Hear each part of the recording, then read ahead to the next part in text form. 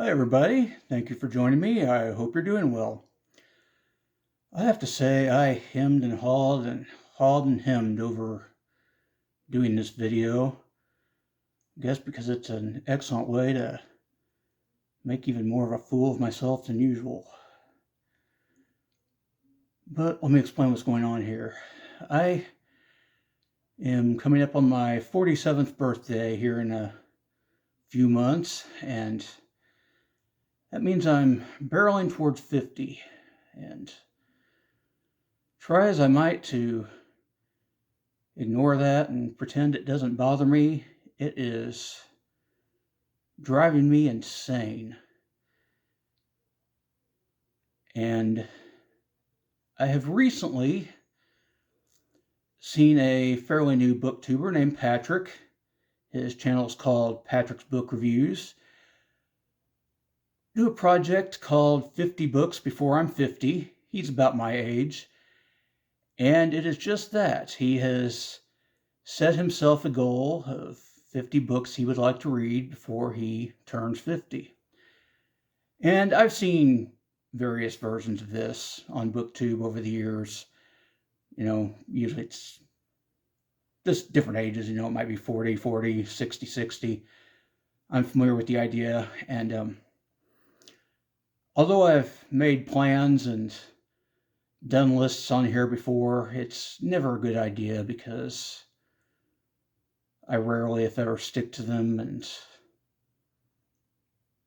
it just turns out to be embarrassing. But I thought it over and thought it over some more and decided I'm going to do a variation on that. I'm not going to lock myself into 50 books. I think I would definitely fail at that miserably for a couple of reasons. Number one, life is full of surprises.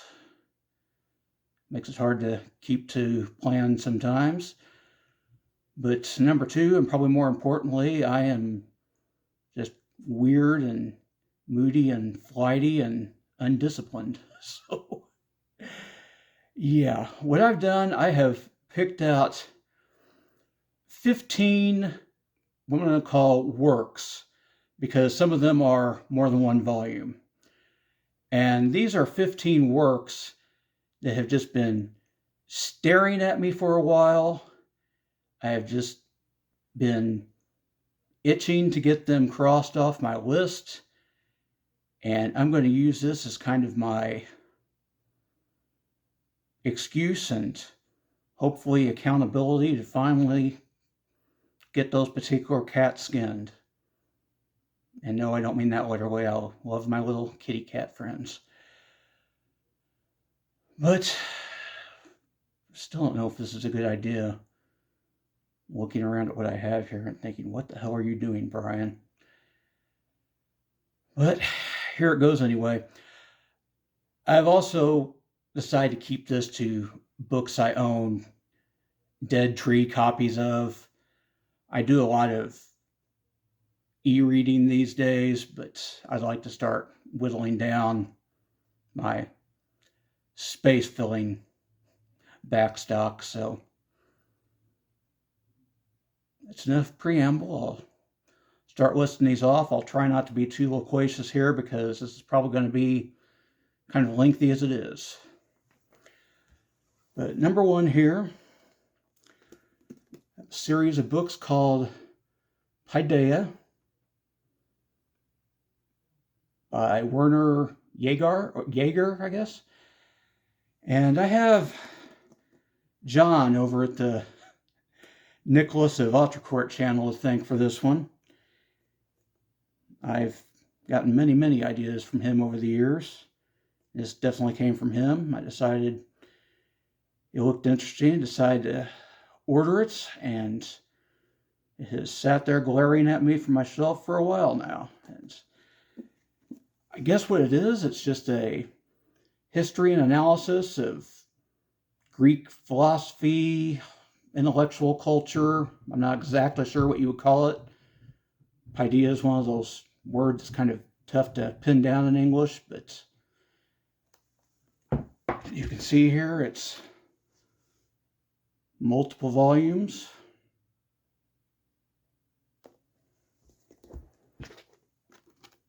Covering different eras, a little bit different subjects. But yeah, number one work I'd like to get crossed off my list. Moving on, I have here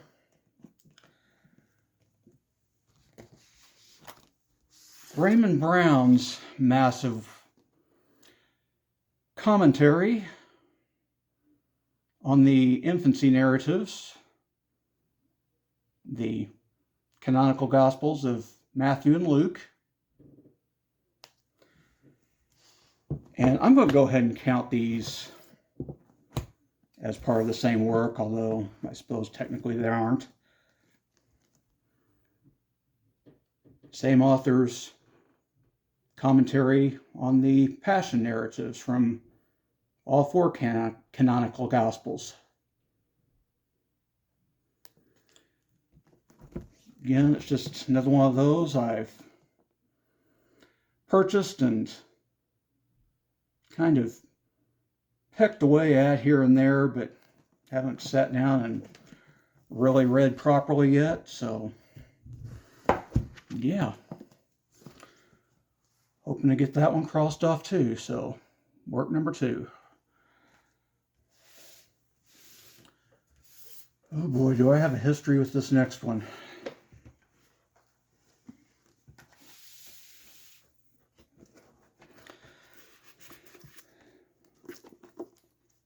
I have here Yaroslav Pelikan's History of the Development of Christian Doctrine.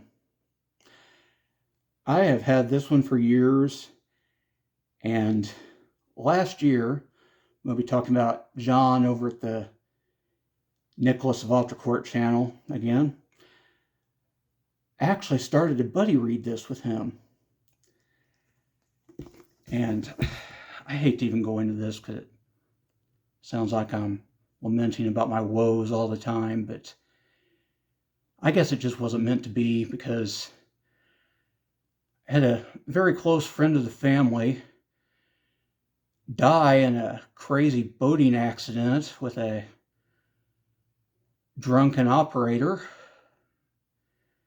And then right after that, I had a cousin who was my age, had a heart attack, actually went full code in the ambulance, recovered, but we had to work on a house for him to come live in. So by the time I had all that on my plate, I just had to set this project aside. And yeah, that was kind of a nightmare summer. So yeah, I'd like to finally get it knocked off by 50. 5 volumes. There's the Emergence of Catholic Tradition, Spirit of Eastern Christendom,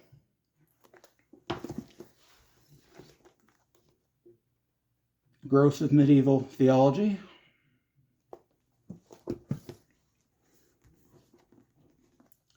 Reformation of Church and Dogma,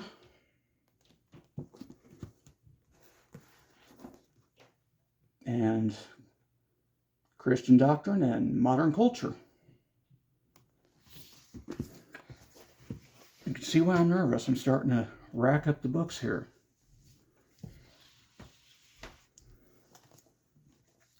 Okay. Next work here. I'm very interested in the history of science and mathematics. And I have this entire Cambridge History of Science, save the final volume, but I'm not going to set myself a goal of actually reading every one of those, because these are very dense. I've picked out the 2 that I would most like to get conquered here. So I have here volume 5, The Modern Physical and Mathematical Sciences,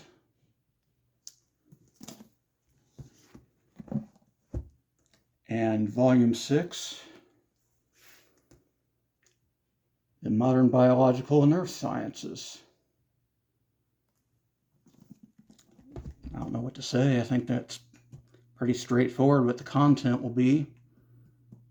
I know it may not sound too thrilling to many, but I'm weird. It's kind of my bag. So another one I'm hoping to get crossed off before I'm officially on that banana peel next to the open grave.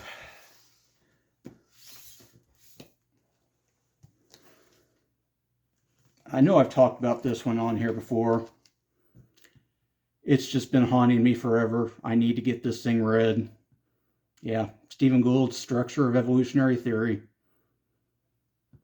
Don't know what more to say. It's just 1,400 pages, kind of intimidating on the face of it, but I've read bits and pieces, and it interests me, so I should be able to get that in, I would think.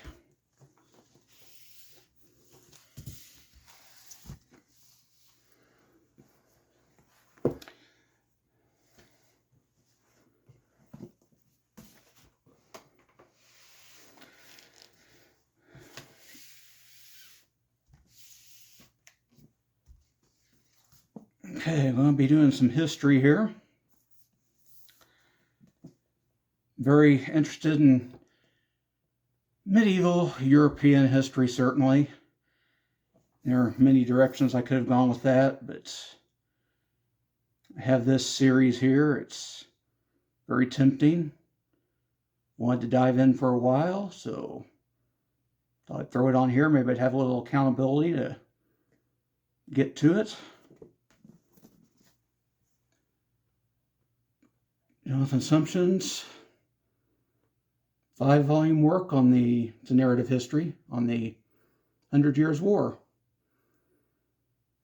I've always found this whole period just fascinating, not only because of the military engagements themselves, but there were just so many crazy things going on with plagues and peasant rebellions and schisms and disastrous crusades. So yeah, this should be fun.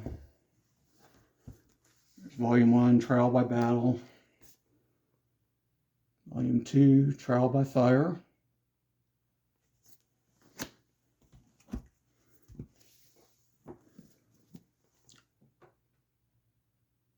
Volume 3, Divided Houses.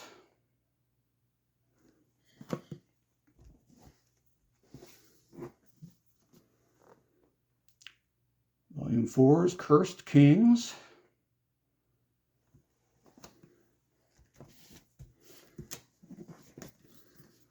And final Volume 5, Triumph and Illusion.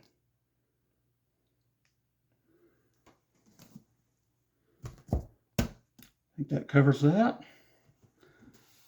Get some American history here.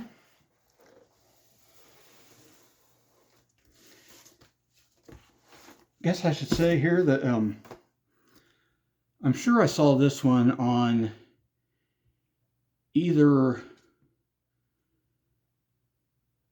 may have been, I'll just get both the channels, Bill Ruttenberg or Peg at the History Shelf. I may have seen it on both. Probably did see it on both. But I'm very interested in Thomas Jefferson. Probably, I won't say my favorite exactly, but maybe the figure from American history I find most fascinating. I get that for the good people of the world today, he's problematic, but what can I say? I'm not one of the good people. I don't find paragons very interesting, and I guess in finding Jefferson simultaneously almost an idol and a figure of repulsion personally, I find him 100% fascinating. I guess I'm kind of like that couple from Seinfeld talking about the Kramer, if you're familiar with that reference. Am I making any sense? Probably not. But I'll just show you the freaking book here. 6-volume work on Thomas Jefferson.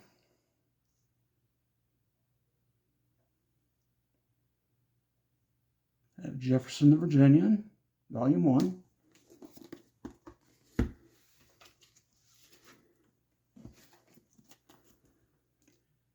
Jefferson and the Rights of Man.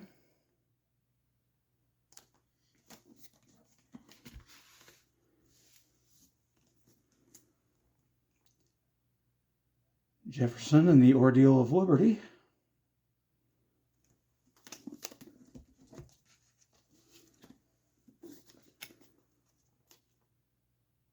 Jefferson the President, First Term.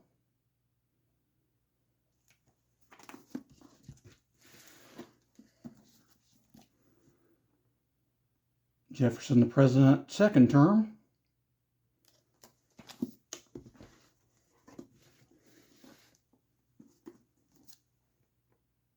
And Jefferson in his time, the Sage of Monticello. So hopefully that will satisfy my appetite for all things Jefferson. May even be more than that, I'll find out. That should be the last of my big multi-volume works. Get down to, well, get the last of the nonfiction here. I spoke deceitfully. I have one more multi-volume here.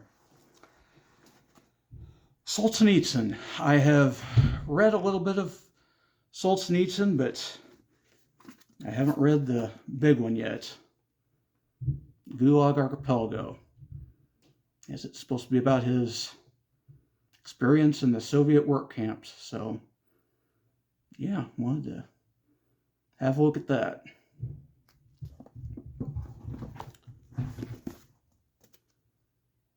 This is just 3-volume work.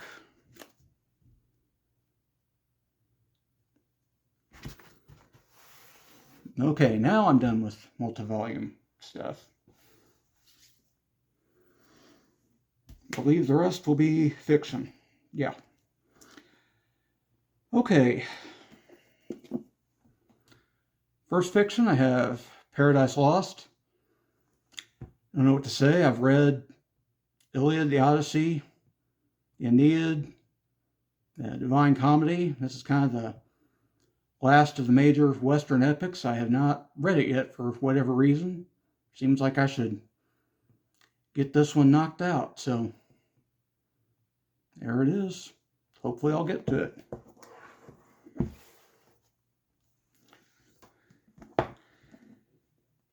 Okay, next I have here some Russian literature. I'd like to get more into Russian literature. Dostoevsky's probably my favorite novelist as things stand right now, but I have not yet read much from the other Russian colossus, and could have gone other directions, I suppose, but this seemed the most obvious. Tolstoy's War and Peace. So, throw that one on the list.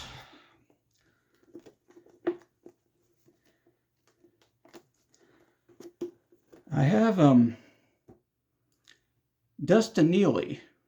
I will link all these channels below, by the way, that I've mentioned. But I kind of have Dustin Neely to thank for this one. I mean, I had it on my shelf already, but Dustin Neely's one to check out if you're into Russian literature. He's very much our big commenter in that realm. But he was talking about how Faust gets mentioned in so many of the Russian works, and I got to thinking, he's really right about that. And I have not read Faust yet, so I wanted to throw Goethe on the list. Thank you, Dustin.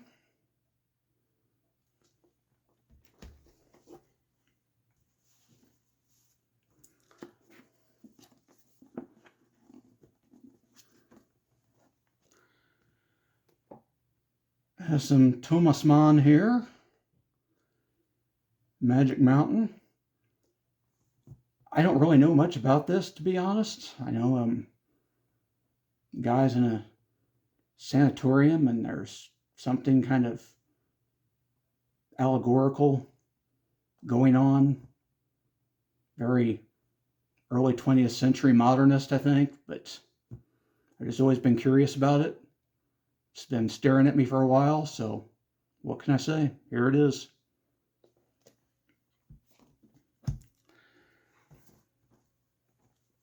And this final one is proof that peer pressure really is a thing. I can't even fairly attribute this to any particular booktuber. I've seen so many people sing its praises. I just wanted to give it a try. It's been collecting dust on my closet shelf here.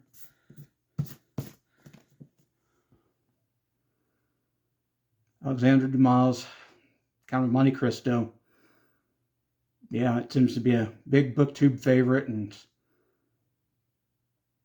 I'm curious. I want to find out what all the folderol is about, so yeah. Oh, down to the last two works here. These are simple enough, kind of fit in with my aging status. Here's one I've just long been curious about. Thomas Merton's Seven-Story Mountain. Just the autobiography of a 20th century Trappist monk. It's a pretty famous book. Just wanted to see what's going on with that.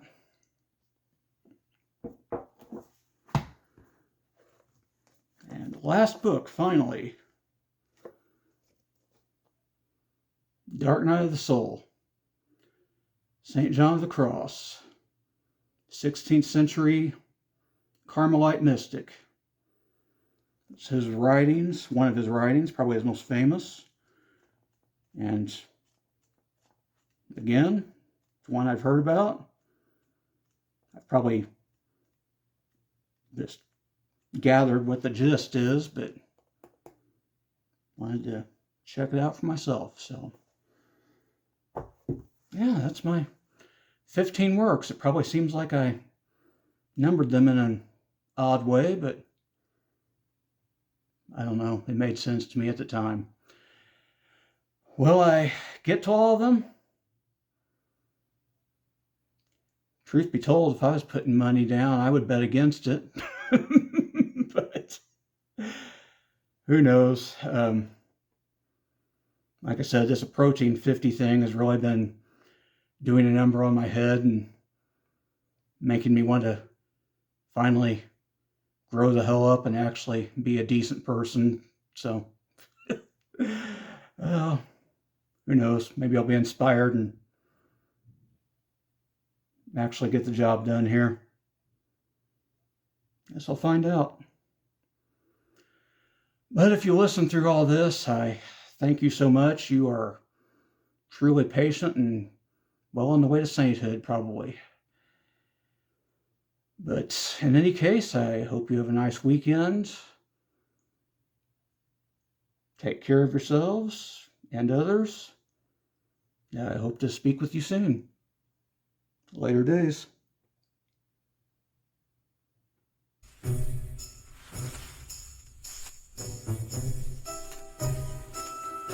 But am I not turtly enough for the Turtle Club?